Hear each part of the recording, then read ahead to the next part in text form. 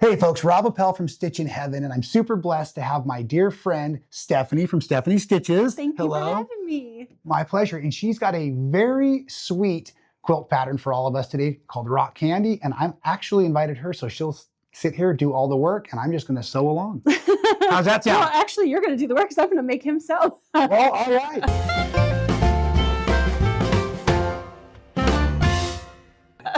Please tell everybody at home what we're working on. Okay, so we're working on my pattern, Rock Candy. It's a really beginner-friendly pattern. I have had a few people look at it and say, oh, that looks so hard. It's really not, I promise. It's just 2 blocks, and we're going to be doing some strip piecing? We're not. No strip piecing? I love my strip piecing. He's the king of strip piecing. So, but the reason why we're not is because if you look at the quilt, there's a whole bunch of different colors. So if you did strip piecing, you could do it, but you would be wasting a lot of fabric, right? Oh. So, but if you did the whole quilt, let's say you didn't like the color wash and you wanted to do all the 9 patches the same, then yes, do strip piecing. Oh, I also see another mathematical thing, folks. Yes. Because I guess math is part of why I like quilting so much.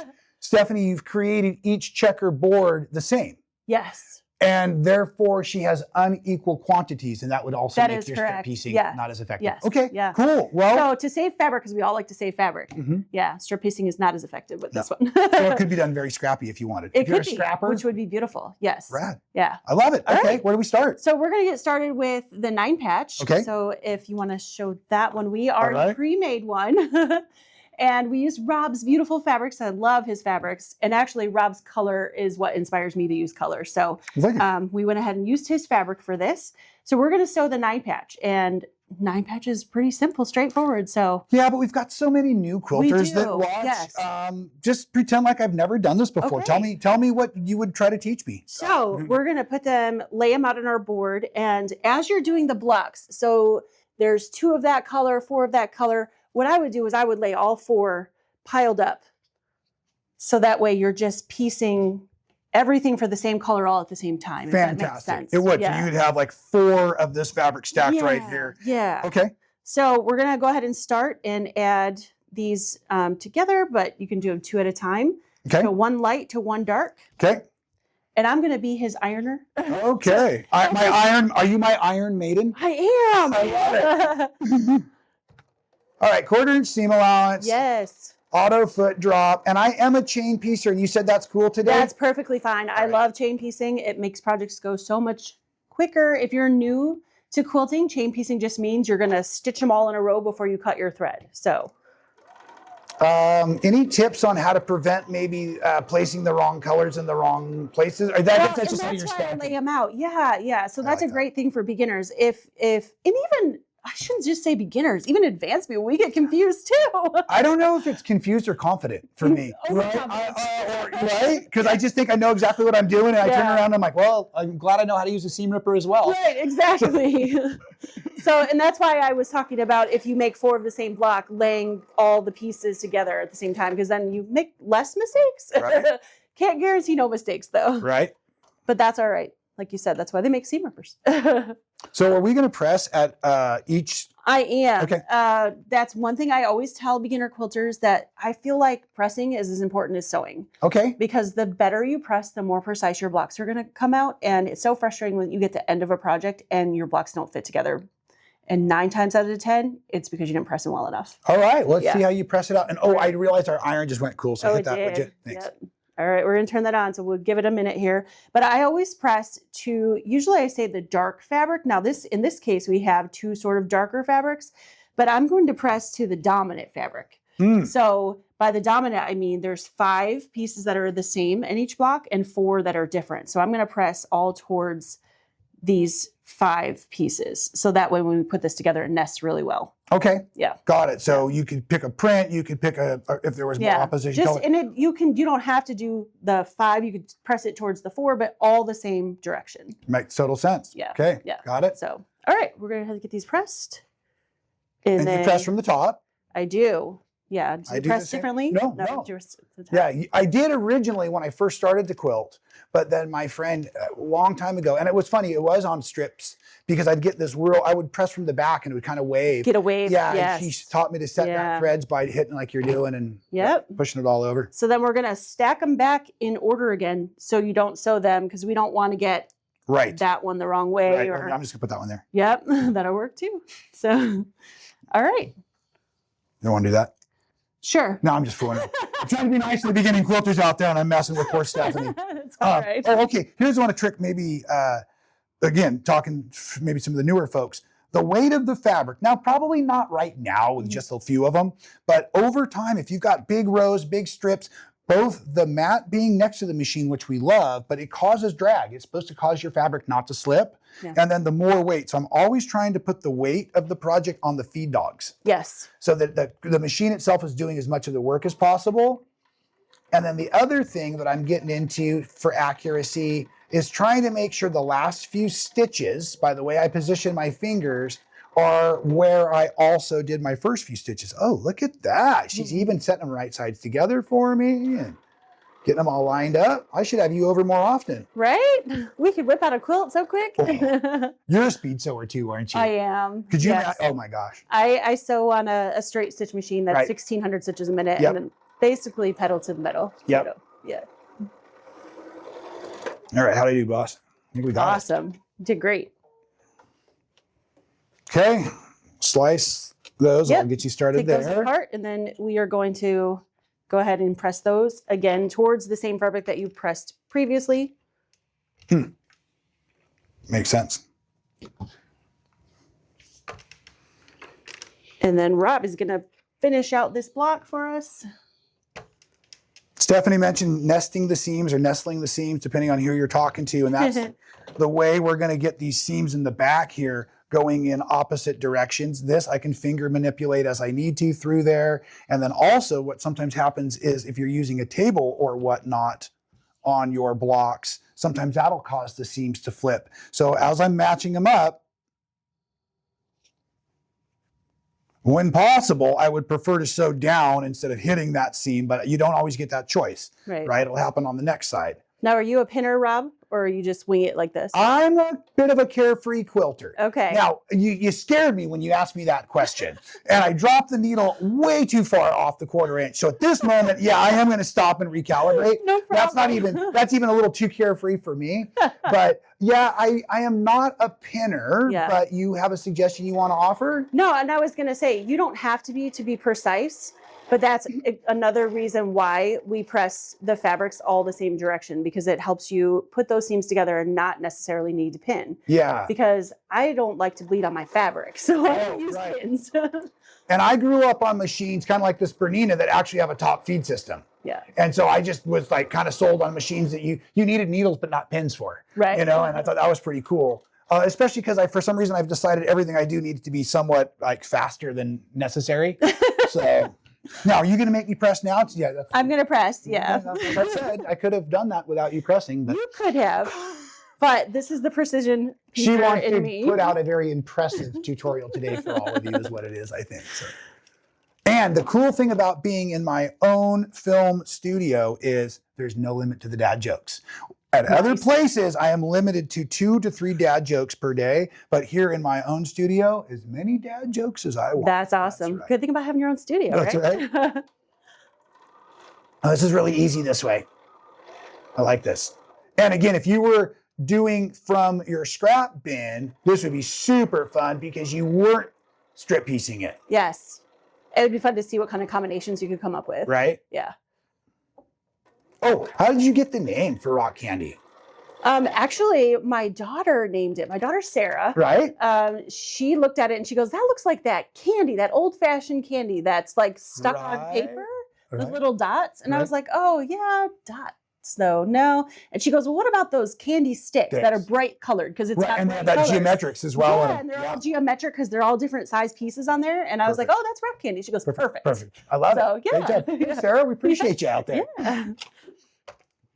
All right, we'll give that one a press. All right, so you are setting it from the back and flipping it over. I guess I don't set it from the back as much. I don't always do that, just if it seems like they're popping up a little bit, which it looked like they were, but there we go. That was code for Rob didn't do the best job. Rob did a great job. It's all done. I love it. All Excellent. Right. Okay. So the next thing we're gonna do is move on to block number 2. Okay. So that was block number 1. You just have to make enough of those for your quilt. You can make this very easily larger or smaller as well. So if you want to make a baby quilt, which is really quick if you need a quick baby quilt or a larger quilt. You just make more blocks or make less blocks. So I see it. yeah. That's really cool. All right. So the next thing we're going to do is we are going to make the hourglass block.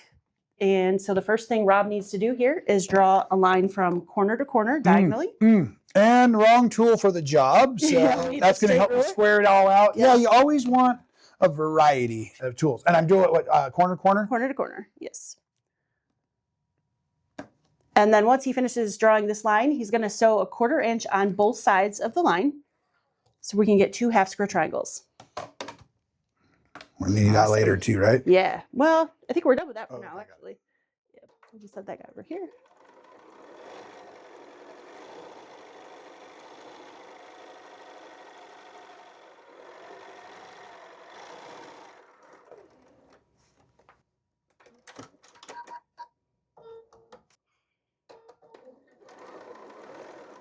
And funny. Awesome. Okay. Okay, awesome. both That's sides done? Yep. So he sewed both sides. So the next thing he's going to do is he's going to cut it apart on that line he drew. Excellent.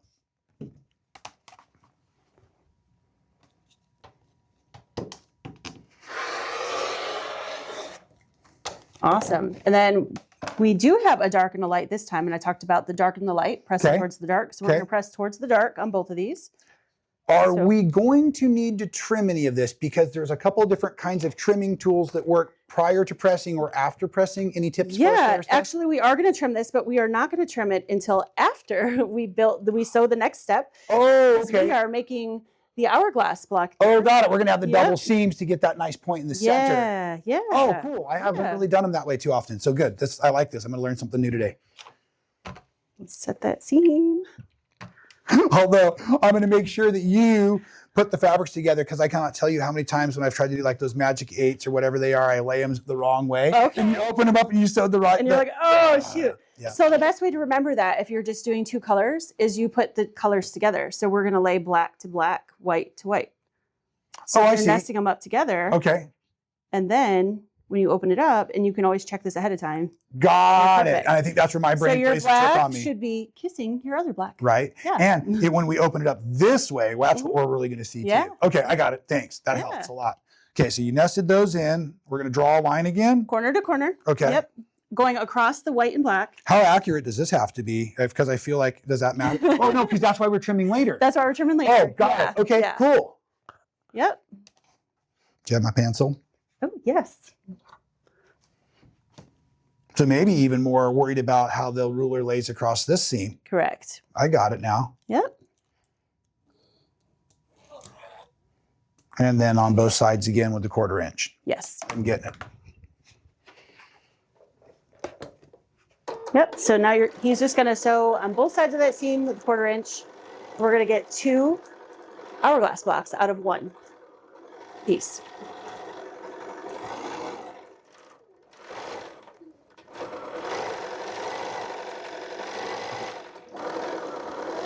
Easy peasy there. Yeah. Worked out really good.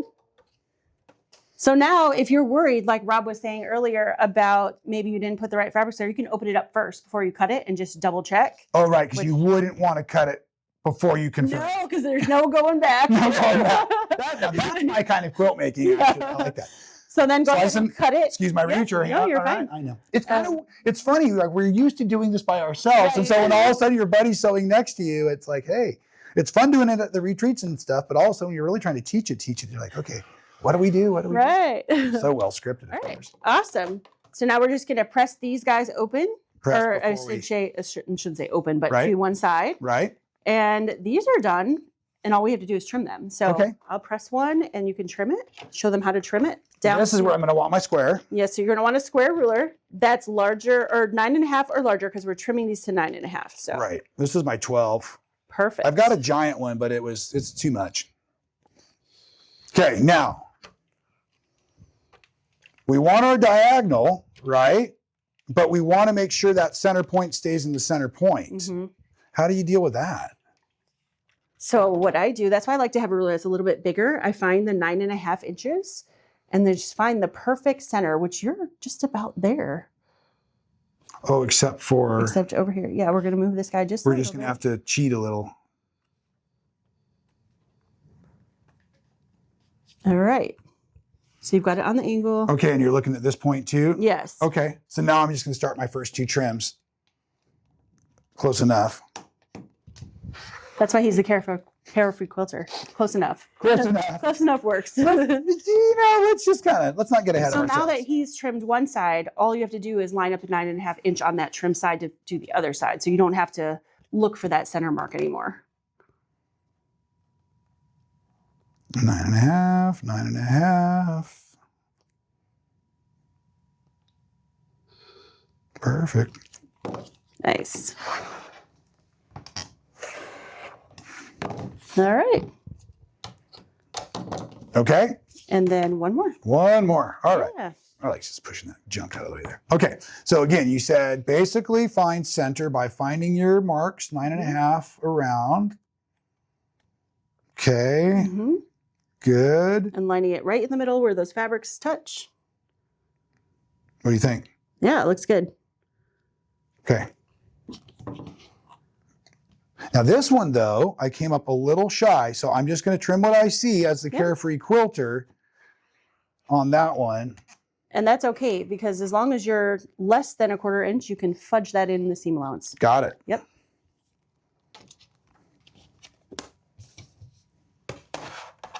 But because I'm fudging, I'm also not going to go 100% to 9.5, 9.5. Correct. That's the trick, isn't it? Yep. So that's how to fix if you've come up a little short. Keeps you a nice square edge though. Mm-hmm. Excellent. Okay. Awesome. That's it, huh? Yeah, that's it. Just those 2 blocks. That makes this whole quilt. So when I originally built this quilt, I had people ask me, they thought it was so hard because on point is a little trickier, especially for beginners. So people thought that this was kind of a square and a square and on point. But as you can see from what we just built, that's not the case at all. And the way to make this look like it's on point is this block is going to go this way in this row, and then the next row you're going to turn them. So just keep an eye on that when you're putting your black and whites in. Each row goes in the opposite direction, and that gives it that square to square kind of look. Oh, Yeah. right on. Yeah. Okay, and that's all laid out in the pattern as well. It is, yeah. Okay. Yeah. Oh, and before we cut out, please talk about the quilting a little bit. Oh, Right? yeah. I mean, Oh, thank you. So yeah, I'm a long arm quilter as well, and I really love when you have a quilt that has really hard lines. Like these are all squares and very geometric lines. I love to put like a pattern on it that's very flowy, and it just gives it a little bit more movement, right? sure. Yeah.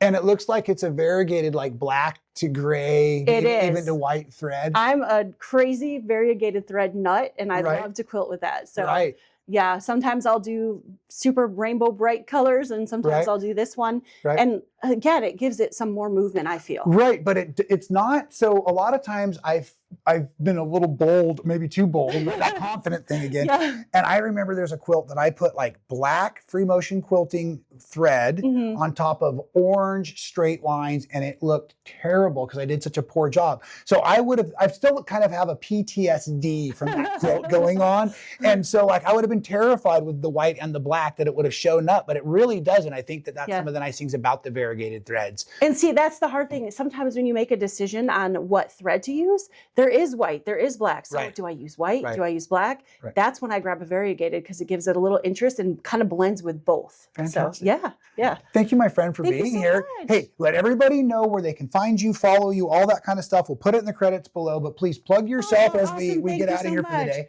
Again, I'm Stephanie of Stephanie Stitches. You can find me on YouTube as Stephanie Stitches and Facebook and Instagram. And then I do have my own company, Together We Sew Quilting.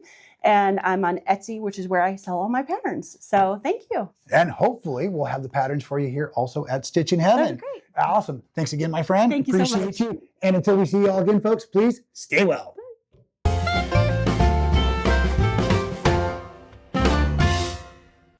Thank you so much for watching all the way to the end of the video. It really helps support our channel. If you haven't subscribed, do so now. Hit the little button to be notified every time we go live or do a new video for all of you.